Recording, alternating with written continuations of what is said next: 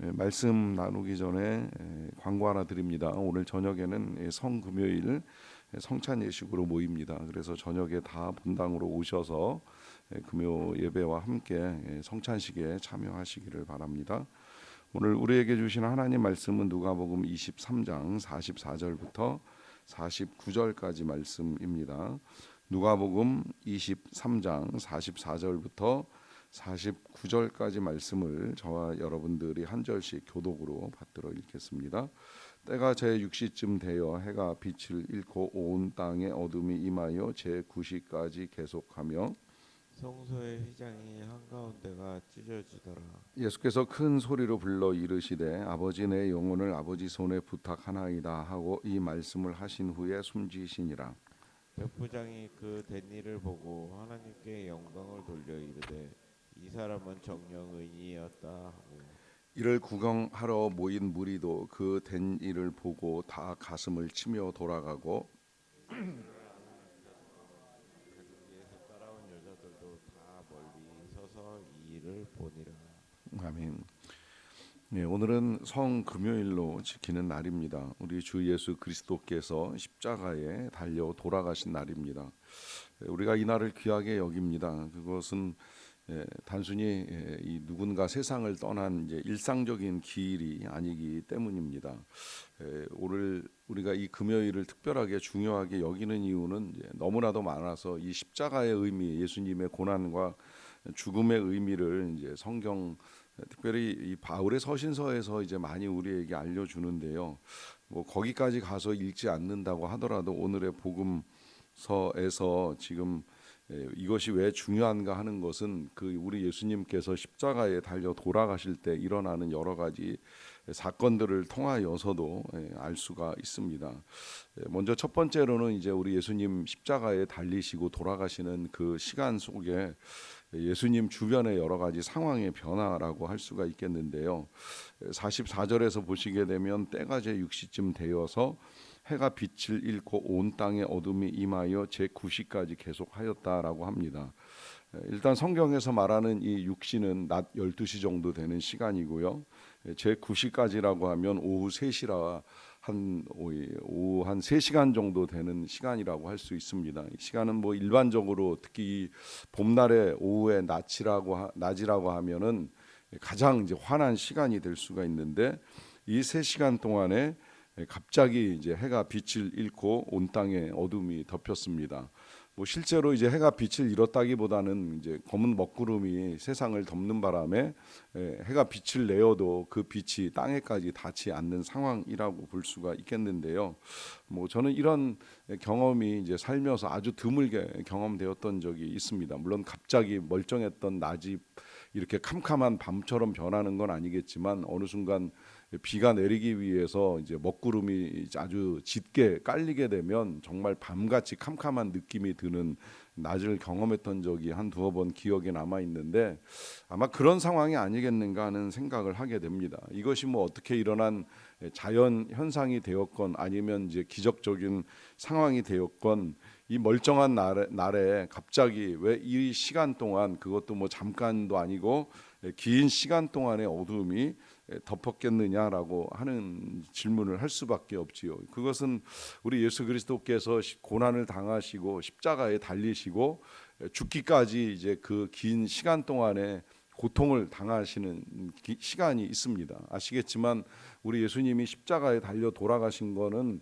단순히 그냥 창에 찔리고 못에 찔리고 또 채찍에 맞아서 이제 겪게 되는 육체의 통증뿐만이 아니라 매달려 있는 그 자세 자체가 이제 호흡을 곤란하게 만들기 때문에 그 호흡 곤란에서 오는 이 질식의 고통도 이제 함께 동반이 됩니다. 그래서 십자가의 고통은 사실상 이제 출혈의 죽음이 아니라 호흡 곤란으로 야기되는 이제 죽음이라고 말씀을 하는데요. 그런 고통을 이제 3시간 동안 감당하고 계시는 예수님을 바라보는 것은 사람들만의 아픔은 아니었다는 거예요. 오늘 본문에서도 사람들이 다 가슴을 치며 이제 울며 돌아가는 이제 모습을 보여주는데 이 가슴 치고 답답한 이 아픔이 사람들만의 아픔이겠습니까? 독생자 예수 그리스도를 품속에 안고 계시다가 때가 되어 우리를 위하여 이 세상에 내어 주셨을 때에 이제 그 아들이 죽어가는 모습을 지켜보셔야 되는 하나님의 고통이고 하나님의 슬픔, 하나님의 눈물이 되는 것이지요. 자식을 앞세우는 부모 중에 마음 편한 부모가 어디에 있겠습니까? 자식의 죽음을 보는 건 부모에게 있어서는 고통 이상의 이제 큰 불행입니다. 근데 그 일을 지금 우리 하나님께서 겪고 계시는 거예요.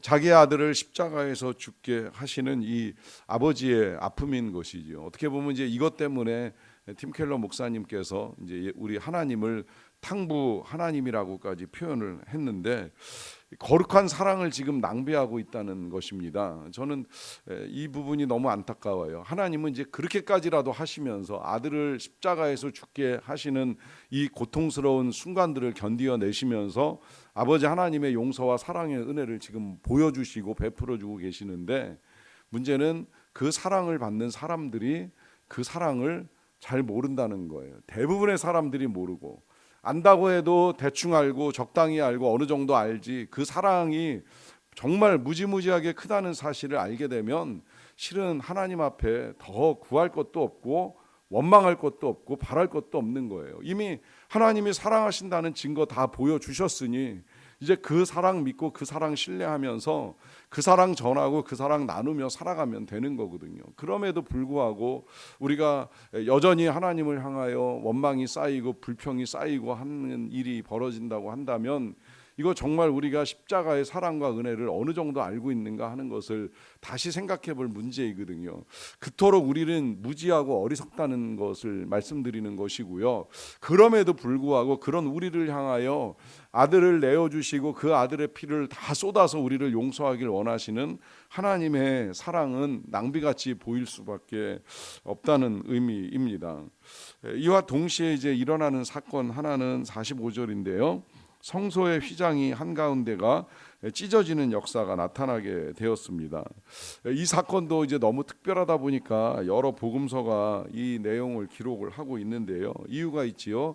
그것은 이 휘장이라고 하는 것이 이제 원래는 성소 안에서 성소와 지성소라고 하는 구역을 나누는 장막이었습니다. 그런데 이걸 나누는 이유는 이제 성소까지는 제사장이 들어가서 뭐 떡도 바꿔놓고 등잔에 기름도 채워놓고 하는 사역을 하기는 합니다만은 이 휘장으로 막혀 있는 지성소 안에는 제사장조차도 매일 들어가는 것이 아니라 1년에 딱 한 차례 속죄 제사를 드릴 때 들어갑니다. 그것도 들어갈 때 본인을 위하여 먼저 제사를 드리는 일이 없이 죄 가운데 들어갔다가 잘못하면 이제 죽을 수도 있는 일이 벌어지기 때문에 그 죽은 제사장의 시체를 끌어내기 위해서 제사장의 발목에다가 끈을 묶고 그 끈을 바깥에다가 놔두고 들어가는 일까지 할 정도였어요. 그만큼 이 지성소는 거룩한 곳이고 하나님이 임재하는 장소이기 때문에 그 거룩한 곳에 제사장조차도 들어가는 것이 두렵고 떨림 가운데 이루어질 만큼 죄인이 하나님을 가까이 한다? 절대 있을 수가 없는 일이었습니다. 그런데 놀랍게도 우리 예수님이 숨을 거두시는 그 순간에 성소의 휘장이 같이 찢어지는 이제 역사가 나타나게 되는 거예요. 이것은 예수 그리스도의 몸이 찢어지는 그 순간에 하나님과 우리 사이에 막혀 있었던 담과 휘장이 함께 찢어지고 무너지면서 우리가 하나님께 나아갈 수 있는 길이 열리게 되었다는 것을 분명하게 보여주는 것입니다. 그래서 이제 하나님이 우리를 용서하셨고 죄인을 용납하신다라고 하는 사실이 더욱 분명해진 것이고요. 이것을 이제 알게 된 히브리서 기자가 히브리서 4장 16절에서 이런 말씀을 하시지요. 우리가 긍휼하심을 받고 때를 따라 돕는 은혜를 얻기 위하여 은혜의 보좌 앞에 담대히 나아갈지니라 라고 하는 말씀을 하십니다. 이때 이 은혜의 보좌라고 하는 것은 지성소 안에 들어있었던 성궤의 그러니까 법궤의 이 윗부분을 말하는 것인데 그 법궤의 윗부분은 우리 하나님께서 앉아 계시는 이제 보좌로 일반적으로 인식을 합니다. 거기까지 나아가는 건 아까 말씀드린 대로 아무나 할 수 있는 일도 아니고 매일 할 수 있는 일도 아니고 오직 대제사장 한 사람만 1년에 한 번 할 수 있는 일인데 이제는 누구라도 그 은혜의 보좌 앞에 나갈 수 있는 길이 열렸다는 거예요. 그러니까 이제 우리가 그 긍휼하심을 힘입고 또 우리의 삶에 필요한 은혜, 때를 따라 돕는 이 은혜를 얻기 위하여 우리가 담대하게 그 보좌 앞에 나갈 수 있는 길이 열리게 되었다라고 하는 것을 이제 보여줍니다. 얼마나 귀한 은혜예요. 예수 그리스도께서 몸을 찢어 주신 것은 우리가 그렇게 이제 하나님 앞에 나아가서 하나님의 자녀로 필요한 것을 아뢰고 구할 수 있는 길이 활짝 열렸다는 것입니다. 이와 더불어서 이 휘장이 찢어지면서 이제 그렇다고 한다면 더 이상 뭐 제사장이나 대제사장이 제사를 드리고 하나님 앞에 나아갈 일이 없게 된 것이죠. 그렇다고 해서 제사가 무효한가? 중요한 건 제사의 유효성을 따지는 것이 아니라 우리가 이제 세상에 나가 살아갈 때 제사장의 역할을 감당해야 된다는 것입니다. 왜냐하면 은혜의 보좌에 들어간다는 건 제사장의 특권이었는데 이제는 우리가 그 특권을 가지고 하나님께 기도할 수 있는 하나님의 자녀가 되었다라고 한다면 그 자녀됨의 권세는 이제 세상에 나가서 대제사장으로서 우리가 세상을 섬기고 세상의 죄를 위하여 회개하고 기도하고 하는 이 모든 사역들을 감당해야 되는 것입니다. 이 일을 위하여 예수님께서 먼저 큰 대제사장으로서의 사역을 십자가에서 감당하신 것이고 우리는 이제 그 제사장직을 위임받아서 세상에 나가 주님을 섬기고 전하는 아름다운 사역을 감당하는 길이 열리게 된 것입니다. 이와 더불어서 이제 또 하나의 사건은 47절에 보시게 되면요, 백부장이 그 된 일을 보고 하나님께 영광을 돌려 이르되 이 사람은 정녕 의인이었도다라고 하는 말을 합니다. 참 특별한 사건이죠. 왜냐하면 백부장은 유대인이 아닙니다.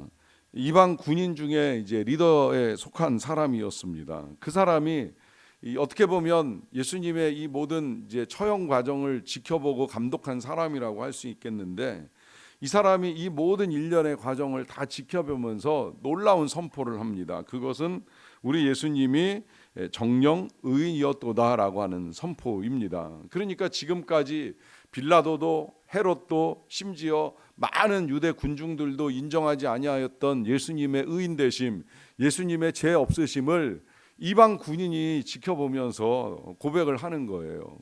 그러니까 예수님이 무죄하다는 사실이 다시 한번 이방인에 의해서 분명하게 나타나게 되는데 이것이 우리 예수님의 죽음 앞에서 깨달은 이 백부장의 고백이고 또한 더 나아가서는 귀한 진리라 할 수가 있겠지요. 그는 그렇게 이제 하나님께 영광을 올려드리는데요. 오늘 마지막으로 우리가 주목해야 될 이 본문의 사건은 46절입니다. 예수님께서 큰 소리로 불러 이르시되 아버지 내 영혼을 아버지 손에 부탁하나이다 하고 이 말씀을 하신 후에 숨지셨습니다. 자, 이것이 우리 예수님께서 십자가에서 하셨던 7개의 말씀 중에 맨 마지막 말씀이고 또 숨을 거두실 때 하셨던 맨 마지막 고백입니다. 그것은 하나님 아버지께 이제 우리 예수님의 영혼을 부탁하시는 것이었습니다. 이 말씀을 하시기 전에 우리 예수님은 나의 하나님 어찌하여 나를 버리셨나이까라고 하는 고백을 통하여서 고통당하는 자신의 아픔을 숨김없이 하나님 앞에 이제 쏟아내는 이제 기도도 하나님께 드리셨어요. 근데 그때에 우리 예수님의 고백은 아버지라고 하는 고백이 아니라 하나님이라고 하는 고백을 통하여서 자신의 고통을 하나님께서 헤아려 주시기를 바라는 마음을 가지고 하나님을 향한 원망 섞인 기도를 쏟아내셨습니다. 그런데 그렇게까지 고백하셨다고 할지라도 결국은 우리 예수님도 하나님을 향하여 아버지라고 하는 고백과 함께 자신의 영혼을 아버지 하나님 손에 부탁을 합니다. 왜 그렇겠습니까? 여러분, 결국 우리의 영혼은 하나님의 손에 달려있는 문제이기 때문입니다.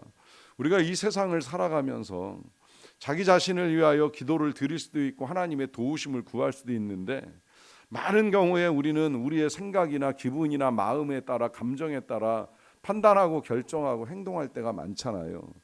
하지만 마지막에 결국 우리의 영혼은 하나님의 판단에 의해서 천국에 들어가게 될지 지옥에 떨어지게 될지가 결정이 납니다. 우리의 일생을 어떤 형태로 우리가 살아가든지 결국 우리의 영혼은 하나님의 손에 달려있는 문제라고 하는 것이죠.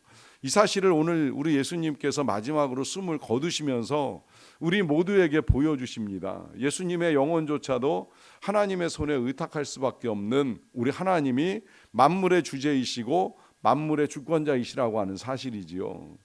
결국 이 하나님의 손에 의해서 예수님은 거두어지고 우리 하나님은 그 예수님을 사흘째 되는 날에 다시 일으켜 세워주심으로 살려내시는 일을 통하여 우리 예수 그리스도께서 하나님의 아들이실 뿐만이 아니라 무죄하심으로 이제 우리의 모든 죄까지 다 용서하신 하나님의 아들이라는 사실을 분명하게 우리에게 보여주는 부활의 역사를 일으켜 주십니다. 우리 예수님조차도 그 부활의 능력을 지니신 하나님을 믿는 믿음을 가지고 그 영혼을 하나님의 손에 의탁을 하셨습니다. 그러하기에 우리의 영혼, 우리의 삶을 누구에게 맡기고 나아가겠습니까? 여러분, 우리에게는 오직 하나님의 은혜뿐이 필요한 것이 없습니다. 은혜를 구하며 나아갑시다. 하나님의 은혜 손에 우리의 영혼을 의탁합시다. 우리의 인생을 맡깁시다. 우리의 모든 것들을 그분께 신뢰하고 나아갑시다. 그래서 때가 이르렀을 때에 우리의 영혼도 하나님이 거두시고 하나님이 인도하시는 삶을 따라 영생 가운데 나아갈 수 있는 저와 여러분들의 믿음과 삶이 되시기를 간절히 축원합니다. 기도하겠습니다. 사랑과 은혜가 풍성하신 아버지 하나님 감사합니다. 오늘도 우리를 사랑하셔서 예수 그리스도께서 고난당하신 것을 우리가 헤아릴 수 있게 하여 주셔서 감사드립니다. 정령 의인이셨는데 죄 없으신 하나님의 아들이 이 땅에 오셔서 많은 고난을 당하신고 또 십자가에 달려 죽으심으로 말미암아 우리를 용서하시고 우리를 구원하시고 우리를 자녀 삼아 주시고 우리에게 부활과 영생을 허락하시며 우리가 천국에 들어갈 수 있는 길까지 활짝 열어주신 주님의 은혜가 얼마나 크고 감사한지요. 일상을 살아가면서 눈앞에 보이는 것이 이루어지지 않아서 내 손에 잡히지 않는다는 이유만으로 얼마나 많이 하나님을 원망하고 불평하며 살아왔는지 모릅니다. 용서하여 주시옵소서. 그리고 이렇게 십자가에서 우리의 모든 죄악을 용서하시고 이제는 우리가 하나님의 자녀가 되어서 얼마든지 하나님을 누리며 살아갈 수 있는 이 귀한 은혜를 베풀어 주신 하나님 찬양합니다. 그리고 예수님 고맙습니다. 그 은혜를 받았기에 계속해서 은혜를 구하며 나아갑니다. 긍휼하심을 얻기 원합니다. 때를 따라 돕는 은혜를 받기 원합니다. 하나님, 여전히 우리의 삶에는 때때로 많은 은혜가 필요하기에 오늘도 은혜의 보좌 앞에 나와 기도하는 주의 백성들의 기도와 간구를 들으시고 역사하여 주시옵소서. 은혜를 내려주시기를 원합니다. 특별히 이 성금요일에 다른 어떤 은혜보다도 주님의 고난을 묵상하는 은혜가 있게 하여 주시고 그 고난에 감사하는 은혜가 있게 하여 주시옵소서. 특별히 오늘 저녁에는 우리가 성찬 예식과 함께 이제 주님의 고난을 기념하고자 하옵나니 떡과 잔을 나눌 때에 더 먹고 마실 때에 우리를 위하여 살과 피를 찢어주신 보혈을 흘려주신 우리 예수 그리스도의 그 놀라운 은총을 다시 기념하고 기억하며 나아가는 거룩한 주의 백성들이 다 되게 하여 주시옵소서. 제사장직을 감당하라고 하셨기에 토요학교로 모여서 우리 자녀들에게 주의 사랑 주의 은혜를 나누고자 하옵나니 하나님, 이 사역 가운데 기름 부어주시고 다음 세대 우리의 자녀들을 말씀 위에 강건하게 잘 세워갈 수 있도록 은혜를 내려 주시옵소서. 또 이제 소망 꿈잔치를 통하여 그리스도의 사랑을 나누기 원합니다. 주님의 몸된 교회 안에서 우리가 풍성한 은혜와 사랑을 나누기 원하옵나니 전도하는 일들 끝까지 잘 진행되게 도와주시고 많은 어린이들이 주의 전에 나와 함께 뛰노는 가운데 그리스도의 크신 사랑과 은혜를 경험하게 하여 주시옵소서. 모든 것 진심으로 감사드리옵고 예수님의 이름으로 기도하옵나이다. 아멘.